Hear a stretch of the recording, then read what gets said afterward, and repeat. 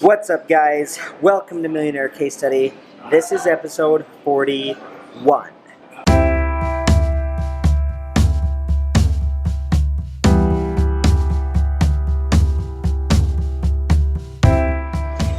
Hey gang, so I'm in a completely different spot than I normally am. I'm here in a coffee shop in Riverton, Utah. So I wanted to just come on here and update you where things are at.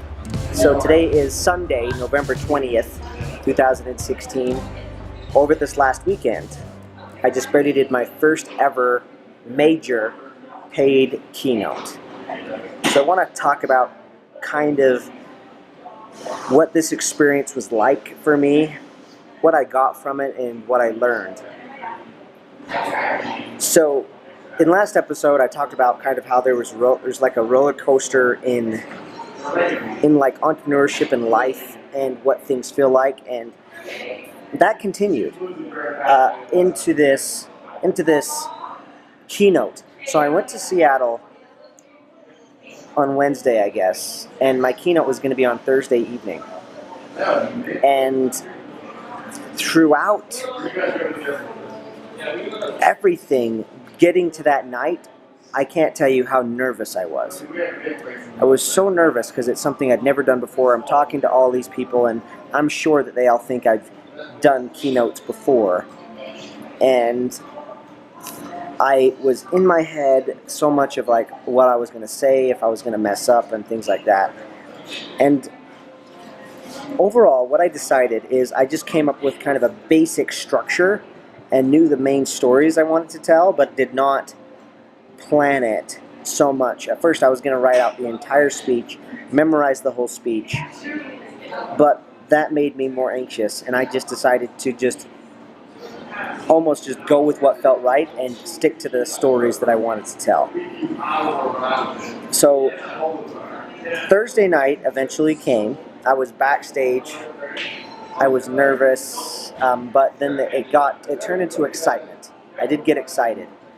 And before long, I got up on stage, and I just started talking.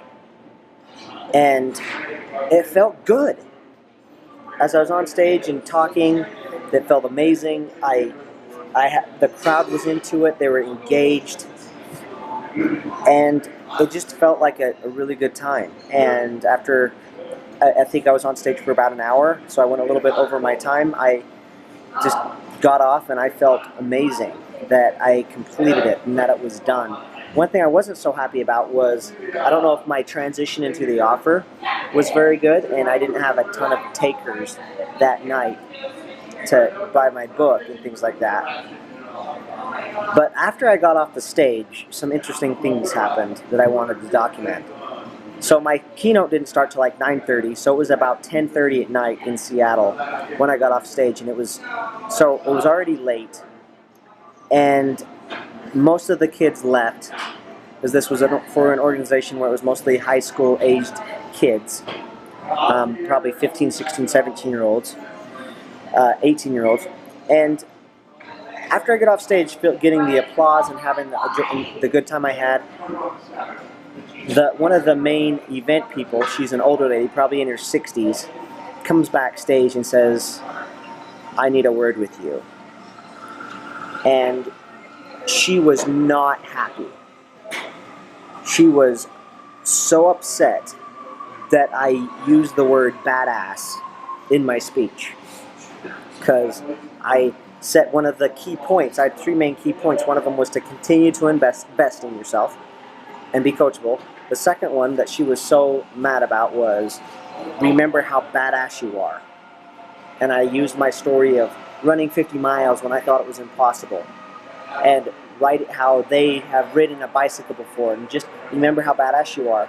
And she thought that was completely inappropriate for the age range, and I felt so bad when she came to me, because I didn't want to step on anybody's toes.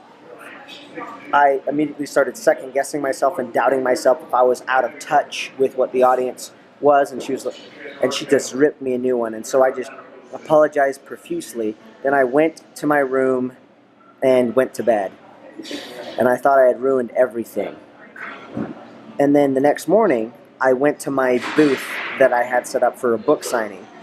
And she was the first person that came up and was like, you better prepare yourself for the negativity that you're about to receive today, because we've already gotten emails.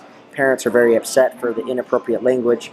Advisors were there. And the thing I wanted to say to her was, the number one thing I'm so interested in is creating a positive impact on kids' lives. And I wanted to be real and raw and vulnerable as much as I could.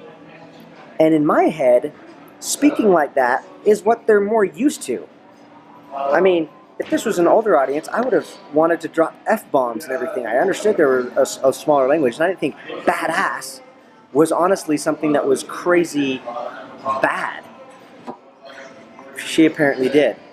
But the good news is, after she left, by the way, there was like a 16-year-old kid that was filling out a form for my book when she came over saying prepare for the negative backlash for my inappropriate language. And when he heard that, he looked at me and just rolled his eyes. And when she left, he was like, that is so crazy. It didn't bother me. And sometimes that's saying it gets the message across better. And I totally agreed. But the good news is, all day long, I had kids come over and adults and other people, and they just thanked me for the amazing message that they received. They gave me a ton of positive feedback. When the badass thing came up, because I brought it up with some of them to see what they thought, and they're like, that's totally fine, that's totally normal. Like, I didn't care, it didn't bother me, or that was totally appropriate. It just got the message more clearly across. So I had literally 0 people besides this lady that I experienced the backlash from. And I think what I just realized from this is you can't please everyone. And if you're being passionate and sharing something that is true to yourself, you're going to be polarizing. And maybe saying badass, or when I get on stage someday and it's an older audience, when I say fuck and drop the F-bomb, there's going to be people that doesn't resonate with. Fine. For me, that's being authentic, and that's being true to me, and to the audience. You know, the people I was trying to reach. I wanted to be as real and open as I could. I didn't have any PowerPoint slides. So many other people had like PowerPoints, or like were just standing at a podium reading a script, and I wanted to just be real and open and vulnerable. And I think, yeah, that's what it showed me, is when you just be true to you, when you say this is what I believe in, or this is who I am, and you communicate and express yourself in that channel, you'll get respect from other people, and you'll get lovers and fans from people, but you'll also have people it doesn't resonate with. And I think I need to learn to be okay with that, because I'll be honest with you, it hurt. Like I was afraid. I was worried, and like that I ruined everything. And I wanted to apologize profusely, and I think a part of me is like, yeah, I need to be passionate and considerate of other people, but at the same time, I need to own myself and say, yeah, that's how I am. If you don't want me to say those things, then don't hire me. Like, that's just it. And I see that with Gary Vaynerchuk. He's somebody that I want to be like, not be him, but in principle, he is himself. He's compassionate, he cares about people, but at the same time, he doesn't care what people think, if it contradicts him not being himself. So it was a super interesting experience. I had a lot of people come by, even adults and parents, saying thank you so much for your message. It resonated, it stuck, and that was a ton of fun. Now, another thing that this showed me is I talked to several kids, and I asked them where they're at and what they believe in and what they're going after. And it kind of, for the first time, or in a big way I've ever sensed, I feel like I have much more of a mission to be on right now. Because these kids are in this program that's supposed to be preparing them for business life and growth and going after something bigger. And they're not. I felt like in such a way that It was an illusion. They were doing stuff that was not like the real world, just coming up with plans and having fake judges that have never done business before, showing them what they should do, and just saying whether it was a good idea or a bad idea. And they're not being taught to execute and to take action and to test. And that's why I was talking to several of these kids. I was like, awesome, here's your idea. What are you going to do to take action and test it? That's the first thing that I wanted to just you gotta just go after it, get in the game. Being in the game and testing it and trying stuff is way bigger than just having the freaking idea of it. And so that's one thing that just kept coming to me. The other thing that just ate at my soul is they had never been exposed to the idea, from what I could see, that they could do something big, much bigger than themselves. And so the message of me calling them badass was actually more important than I thought, because so many had no idea that they could ever achieve it. And even worse, that kind of bothers me in a way, is they looked at somebody like me, and one thing that I wanted to communicate is I was just a regular dude, but they looked at somebody like me and other successful people as those people are special. You're just special. You're just a famous person, or you're a top 30 entrepreneur under the age of 30. That's easy for you to say. I could never do that. And it was like, I was talking to several of them, and they thought that their biggest life they could lead was just following the freaking system and finish their education, go to college, get a good job. And even though they're in this business organization plan, they're still just going to be a cog in the wheel, and still not go and create their own business or have freedom. And they had no concept that they could even do that. And that just ate at me. There were so many of them that I was just like, no, just know that if you want to go after something bigger, you freaking can. You can. There's this one boy that I was talking to that eats at me the most, because I don't feel like I did get through to him. Because he came up and he was cynical. He said he didn't get much out of my talk, and I don't know why he was at the table in the first place. And he didn't believe in himself. He was like, do you believe that, like, don't you know that money's not everything? And saying all these old stuff, these old ideas that just limit people and are excuses from dreaming bigger. And he was saying, well, it's way more risky to own your own business than it is to go into a system. And I was like, well, what is it you want to do? Is it really more risky? I was like, for me, it's way more risky to work for somebody else, because I want to travel when I want. I want to be able to speak when I want. I want to be able to write books. I want to be able to impact people's lives. If I'm working as an employee, it's freaking risky, because I would never have the chance to do those things, or very limited. It's way less risky for me to go out on my own and create my own business and not have a cap on the money I can make, and to just keep growing. And I was trying to instill in him of what's possible, because none of these guys, they had no idea who Tony Robbins was. They had no idea what Rich Dad Poor Dad was. They haven't been exposed to the world of developing yourself, growing yourself, and that you can actually improve. And I told them the story of me running 50 miles, and I was doing that to show that a regular dude ran 50 miles, and they were taking it as, you must have something special, some piece of DNA that's in you that's not in me. And I'm like, no, you can do it too. That's the message I want to leave. And that's even why I'm doing Millionaire Case Study. Because I want people to be able to go back and watch the beginning, and watch the evolution, and watch the journey. I was just talking to somebody, a 14-year-old that I'm mentoring in entrepreneurship, and I told him the story of Jim Carrey visualizing the success he was going to have and things like that. And the thing but the thing that kind of eats at me is we heard about the Jim Carrey story of visualizing his success. He visualized it before he was successful, but we heard the story afterwards.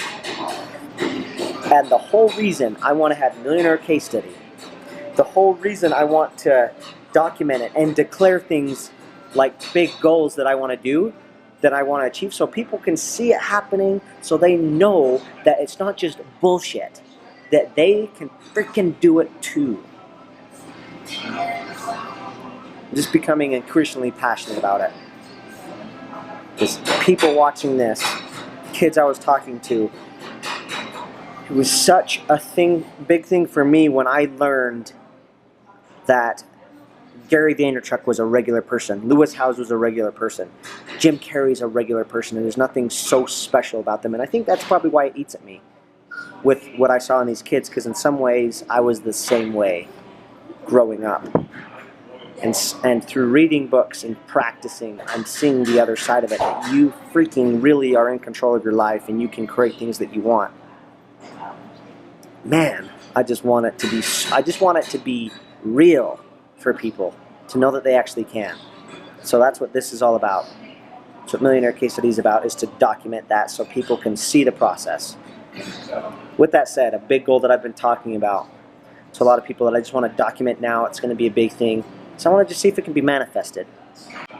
Yo, I just ran out of space, just barely, and I just got it back. So as I was saying, something that is a big goal of mine that I believe is possible, that I just want to put out there right now while I see no way it's going to happen, which is, I think, a beautiful thing. You don't always see what's possible, is I'm putting it out there. I want to be on The Ellen Show. We'll see if how it'll happen. I'm looking at it in more of a curiosity. My goal is to be on The Ellen Show. I have a vision of it happening. How? I don't know. I have a vision of meeting Oprah and perhaps doing something with Oprah. I know nobody that personally knows Oprah. We'll see, though. And I say this right now, risking that it's not going to happen, or putting myself out there, because a lot of times, again, these stories are told after the fact and it sounds really cool, but it hasn't happened. And I don't see how it's going to happen. And I just want to say it now so that when it does, we can go back and see the process of how it actually took place. With the belief and the hope and just the major desire that somebody else will see it and it'll click in their brain that, holy cow, if I want to go after something, I can do it too. So I'm just going to wrap it up here in episode 41. It's been a good week, good experience. I want to do more of this keynote speaking, and I'm excited for the next one. That was something that was manifest, and I'm excited to see what else I can create from it. Could have talked about more stuff, what's going on emotionally, turmoil stuff right now, hoping and needing things to work, but I'm just going to trust that it will. So I'm just going to close this by saying thank you so very much for watching. And if this was useful for you, please share this with 2 people, 2 entrepreneurs, 2 people going through their life looking to live in a bigger way. So I'm Calvin Wayman, your Millionaire Case Study, and I'll see you on the next Millionaire Case Study episode. Peace out.